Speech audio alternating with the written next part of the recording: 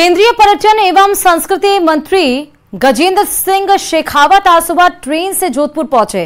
वहां से सीधे अपने निवास पहुंचे, जहां उन्होंने आमजन से मुलाकात की और पत्रकारों से बात करते हुए उन्हें विश्व प्रेस स्वतंत्रता दिवस की बधाई दी। उन्होंने कहा कि निश्चित रूप से भारत की आजादी के समय और आजादी के बाद लोकतंत्र को सही मार्ग पर रखने के लिए जितनी न्यायपालिका ने भूमिका अदा की, उतनी ही प्रेस ने की। वहीं उन्होंने ये भी कहा कि पूरा विश्व ये स्वीकार कर रहा है कि आतंकवाद की जड़ें पाकिस्तान में हैं, रक्त और जल साथ नहीं बहेगा। सुनिए जरा क्या कुछ और कहा है।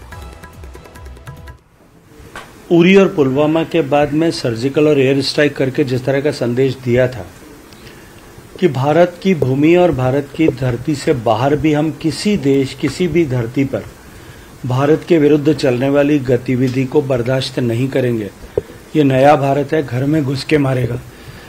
जब ये संदेश दिया उसके बाद में लगभग पिछले 5-6 साल से कोई बड़ी आतंकवादी घटना नहीं हो पाई थी, लेकिन मुझे लगता है कि दिए ने अंत में फड़फड़ाते हुए एक बार फिर कहीं ऐसी कायराना हरकत की है। माकूल जवाब दिया जाएगा। माननीय प्रधानमंत्री जी इस बात का जो है खुले में इजहार कर चुके हैं। देश की सेनाएं उसके लिए पूरी तरह से तैयार है, लेकिन उससे भी बड़ा भारत ने जो ऐतिहासिक फैसला माननीय प्रधानमंत्री जी ने किया 1960 से लेकर के 60 के बाद 65 का युद्ध, 71 का युद्ध, कारगिल का युद्ध और ये छद्म युद्ध जो लगातार 71 के बाद से चल रहा था, उसके बावजूद भी हमने कभी इस सिंधु जल संधि की पवित्रता पर आंच नहीं आने दी। लेकिन माननीय प्रधानमंत्री जी का ये कथन कि अब समय आ गया है जब रक्त और पानी दोनों साथ नहीं बहेगा। पहलगाम आतंकी हमले के बाद सुरक्षा एजेंसियां भी एक्टिव मोड में हैं। राजस्थान इंटेलिजेंस विंग ने जैसलमेर जिले में पाकिस्तान बॉर्डर के करीब एक आईएसआई जासूस को धर दबोचा है। आरोपी पठान खान देश की सेना से जुड़ी जानकारियां दुश्मन देश तक पहुंचा रहा था और इस रिपोर्ट में देखिए कि कैसे पठान खान आईएसआई के संपर्क में आया और पाकिस्तान में जाकर ट्रेनिंग ली। आतंकियों पर स्ट्राइक, जासूसों का गेम ओवर। देश का गद्दार गिरफ्तार, अब उगलेगा राज। 12 साल पहले पाकिस्तान जाकर ली ट्रेनिंग, सेना के मूवमेंट से कर रहा था खबरदार। पहलगाम के हमले के बाद सरकार ने आतंकियों पर स्ट्राइक करना शुरू कर दिया है। देश के गद्दारों के खिलाफ हो रही कार्रवाई में राजस्थान पुलिस के इंटेलिजेंस ब्रांच की टीम ने बड़ी कार्रवाई करते हुए एक जासूस को गिरफ्तार किया है। गिरफ्त में आया पठान खान जैसलमेर के मोहनगढ़ का रहने वाला है, जो पिछले 12 साल से पाकिस्तानी जासूस एजेंसी आईएसआई के लिए काम कर रहा था। राजस्थान इंटेलिजेंस की टीम ने जब पठान खान से पूछताछ की तो सामने आया कि पठान खान 2013 के बाद में भी पाकिस्तान आता जाता रहा है। वो लगातार आईएसआई के अधिकारियों के संपर्क में था और उनसे सूचनाएं आदान प्रदान करने के एवज में मोटा धन ले रहा था और इसी तरीके से रुपयों के लालच में आकर के पठान खान लगातार सामरिक महत्व की सूचनाओं को आईएसआई के साथ साझा कर रहा था। उसके बाद जब पठान खान को गिरफ्तार किया तो उसे जयपुर लाया गया और यहीं पर उसे कोर्ट में पेश करके 6 दिन के रिमांड पर लिया है।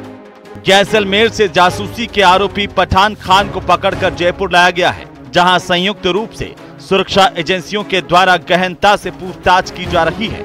उसे 6 दिन के रिमांड पर लिया गया है।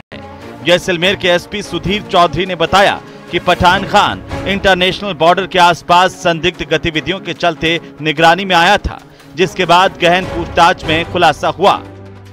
जो भी हमारे को निर्देश प्राप्त होते हैं उसमें हम त्वरित रूप से कार्रवाई करते हैं और जो रिसेंटली पठान खान को डिटेन किया है तो लोकल पुलिस के कोऑर्डिनेशन से किया गया है। इस बारे में अधिक डिटेल्स में आपको नहीं दे पाऊंगा, परंतु आपको इतना जरूर आश्वस्त करूंगा इस प्रकार का कोई भी व्यक्ति जो कि यहाँ की सूचना, क्योंकि ये एक डिफेंस एरिया है, बॉर्डर एरिया है, उसके अलावा काफी क्रिटिकल इंफ्रास्ट्रक्चर यहाँ पे है। अगर कोई भी व्यक्ति ये बॉर्डर पर सूचना देगा तो उसके खिलाफ सख्त कानूनी कार्रवाई की जाएगी और पुलिस और इंटेलिजेंस एजेंसीज लगातार नजर बनाए। अब आपको ग्राफिक्स के जरिए देश के गद्दार पठान खान की कुंडली बताते हैं। पठान खान साल 2010 में अपने रिश्तेदार से मिलने विजिट वीजा पर पाकिस्तान गया था, जहां उसकी मुलाकात आईएसआई के हैंडलर से हुई बातचीत में उसका ब्रेन वॉश किया गया। इसके बाद उसे भारतीय सेना की सामरिक जानकारी देने के लिए तैयार किया गया। इस एवज में आईएसआई ने पठान खान को रुपयों का लालच दिया, उसे एक भारतीय मोबाइल और सिम खरीद कर दिया। पठान खान 2010 के बाद 2013 और 2018 में विजिट वीजा पर पाकिस्तान गया था। हर बार रिश्तेदारों से मिलने के बहाने गया। पठान खान जब जब पाकिस्तान विजिट करता था तब तब उसे ट्रेनिंग देकर अगले अंजाम के लिए तैयार किया जाता था। साथ ही उसे मोटी रकम भी दी जाती थी। ट्रेनिंग में पठान खान को बहुत कुछ सिखाया, जैसे मोबाइल से फोटो वीडियो बनाना, सोशल मीडिया से आईएसआई एजेंट्स को भेजना, कौन सी सूचनाएं एजेंट्स से शेयर करनी है, फोन से सबूत कैसे मिटाने हैं। आखिर कैसे जुटाई इसने जानकारी। सीमावर्ती इलाकों में करता था सफर, लोकल बसों में बैठकर ट्रेवल करता था। सफर के दौरान बनाए वीडियो, इनपुट के लिए फोन से लाइव रिकॉर्डिंग, फोन कान पर लगाकर बात करने का बहाना, बात करते हुए फोन से की रिकॉर्डिंग। भारत पाकिस्तान की सेनाओं में तल्खी बढ़ने के बाद राजस्थान इंटेलिजेंस विंग और एक्टिव हो गई है। ऐसे में राजस्थान में भारत और पाकिस्तान से जुड़ती इंटरनेशनल बॉर्डर पर निगरानी और ज्यादा बढ़ा दी गई है, ताकि जासूसों को ढूंढकर सलाखों के पीछे पहुंचाया जाए। पाकिस्तान की जासूसी एजेंसी आईएसआई के लिए मुखबिरी करने वाले, जासूसी करने वाले जासूस पठान खान को राजस्थान इंटेलिजेंस की टीम ने गिरफ्तार किया है। पठान खान जैसलमेर का रहने वाला है और पिछले दिनों राजस्थान इंटेलिजेंस की विंग को सूचनाएं मिलती, इनपुट मिला था कि उसकी गतिविधियां जो है संदिग्ध है। और आखिरकार जब राजस्थान इंटेलिजेंस की विंग ने पठान खान को हिरासत में लिया, उससे गहनता से पूछताछ की, तो सामने आया कि 2013 में पठान खान राजस्थान से पाकिस्तान गया था और वहीं पर आईएसआई के अधिकारियों के संपर्क में आया। उसके बाद में वो पाकिस्तान के लिए जासूसी का काम करने लगा। पहलगाम आतंकी हमले के बाद जैसलमेर में हाई अलर्ट जारी है। सीमावर्ती जिले में सुरक्षा व्यवस्था और कड़ी निगरानी रखी गई है। बीएसएफ ने भारत पाक बॉर्डर पर चौकसी बढ़ाई है। बीएसएफ बॉर्डर पर 24 घंटे निगरानी सहित अतिरिक्त जवान तैनात किए गए हैं। भारतीय सीमा पर तैनात बीएसएफ जवानों के जज्बे को रेगिस्तान की तपती गर्मी भी कम नहीं कर सकती है। हर पल गश्त कर रहे जवानों की निगाहें सिर्फ सीमा पर ही टिकी रहती हैं। बीएसएफ डीआईजी योगेंद्र सिंह राठौर ने बताया कि बीएसएफ हमेशा फर्स्ट लाइन ऑफ डिफेंस के रूप में काम करती है। बीएसएफ हर परिस्थिति में सबसे पहले भारतीय सीमा की रक्षा करने के लिए खड़ी है। जो दुखद घटना घटी है उसके बाद में पूरा देश गुस्से में है और लाजमी भी है, क्योंकि इस कायरतापूर्ण हरकत के पीछे सभी को पता है कि कौन है। और इस स्थिति में हमारा, क्योंकि BSF is the first line of defence, हम फर्स्ट रेस्पॉन्डर है, सीमाओं की रक्षा हमारा प्रथम दायित्व है।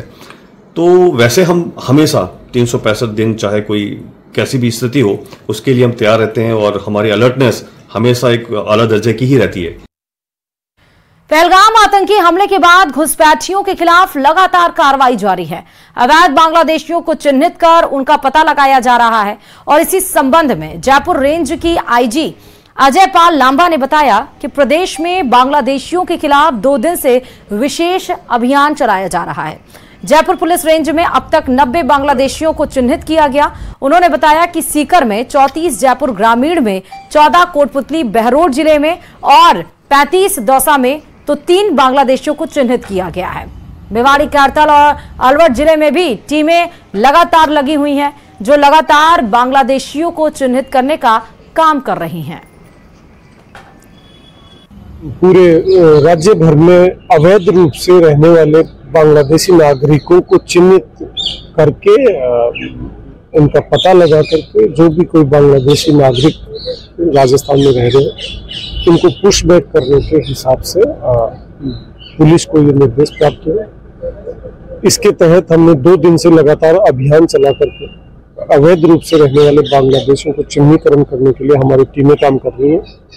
अब तक पूरी पुलिस रेंज में करीब 90 के आसपास बांग्लादेशी हमने चिन्हित करके उनको डिटेंशन सेंटर में भेजने की खबर सलूम्बर से है, जहां पुलिस की ओर से राज्य सरकार और पीएचयू के निर्देश के अनुसार जिले के कई इलाकों में रह रहे बांग्लादेशियों की पहचान करने के लिए टीमों का गठन किया गया था और इसको लेकर 4 टीमों का गठन किया गया था। एक टीम खदान, माइंस और ईंट भट्टे में तलाश कर रही थी, तो इस दौरान सरिये गांव में एक ईंट भट्टे पर कुछ संदिग्ध लोग भी नजर आए, तो उनसे गहनता से पूछताछ की गई, जिसमें 27 बांग्लादेशियों की पुष्टि हुई है, जिसमें 7 पुरुष, 7 महिलाएं और 10 से 18 वर्ष के कम आयु के लोग हैं।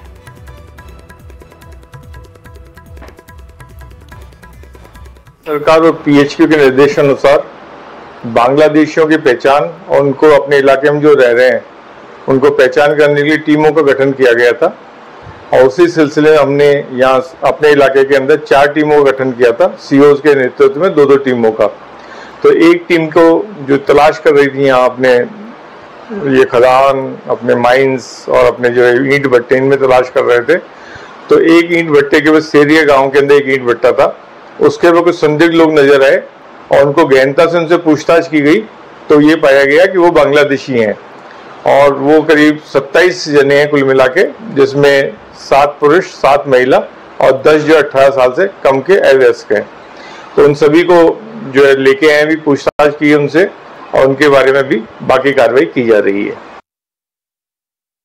इधर बारां जिले की अंता विधानसभा सीट से बीजेपी विधायक कंवर लाल मीणा की विधायकी पर संकट आ गया। राजस्थान हाईकोर्ट की जयपुर बेंच ने करीब 20 साल पुराने केस में उनकी सजा को बरकरार रखा है और इसके साथ ही हाईकोर्ट ने कंवर लाल मीणा को सरेंडर करने के निर्देश भी दिए हैं। उसके बाद कांग्रेस इस मामले को लेकर बीजेपी पर हमलावर हो गई। कांग्रेस ने पुरजोर तरीके से मांग की है कि कंवर लाल की विधानसभा सदस्यता रद्द की जाए और इस मसले में अब सूबे में राजनीति जोरदार तरीके से गरमाने लगी है। फैसले की पालना होनी चाहिए। माननीय अध्यक्ष जी को उनकी सदस्यता निरस्त करनी चाहिए, उनको अयोग्य घोषित ठहराना चाहिए। ये मेरी मांग है, डिमांड है, क्योंकि जो मामला है बहुत ही गंभीर था। एक आईएएस पे पिस्तौल तानने का मामला है। 6 दिन के बाद में तो एफआईआर दर्ज हुई थी इस मामले की, और उसके बाद एसीजीएम कोर्ट से, एडीजे कोर्ट से और अब हाई कोर्ट से उनको कोई रिलीफ नहीं मिली है। सजा को बरकरार रखा गया है। इसलिए मैं समझता हूं कि उनको तुरंत सरेंडर करना चाहिए और अध्यक्ष जी को उनकी सदस्यता तुरंत खत्म करनी चाहिए। भरतपुर के मथुरा गेट थाना इलाके में युवतियों की सुरक्षा को लेकर पुलिस गंभीर है। युवतियों से छेड़छाड़ की घटनाओं को रोकने के लिए एंटी रोमियो स्क्वाड भी सक्रिय है। पुलिस को शास्त्री पार्क में एक युवक द्वारा युवती के साथ अभद्र व्यवहार करने और छेड़छाड़ करने की सूचना मिलने पर पुलिस ने त्वरित कार्रवाई की। Anti Romeo squad Kalika patrolling unit team ने तुरंत मौके पर पहुंचकर आरोपी को गिरफ्तार कर लिया। आरोपी को मथुरा गेट थाना पुलिस के सुपुर्द भी किया गया है।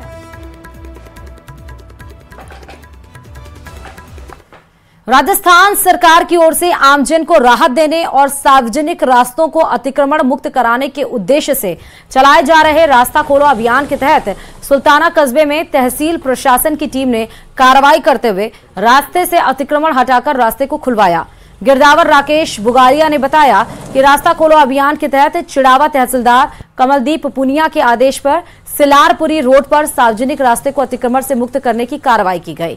गिरदावर राकेश बुगालिया ने बताया कि सिलारपुरी रोड पर खसरा नंबर 841 में रास्ते में पक्का अतिक्रमण किया गया था, जिससे आमजन को आवागमन में भारी परेशानी का सामना करना पड़ रहा था। के तहत मौके पर बंद प्रचलित रास्ते को श्रीमान तहसीलदार महोदय चिड़ावा के आदेश की पालना में राजस्व विभाग की टीम व पुलिस जाब्ते के सहयोग से मौके पर जेसीबी मशीन चलाकर पक्के अतिक्रमण को हटाकर बंद रास्ते को खुलवाया गया है।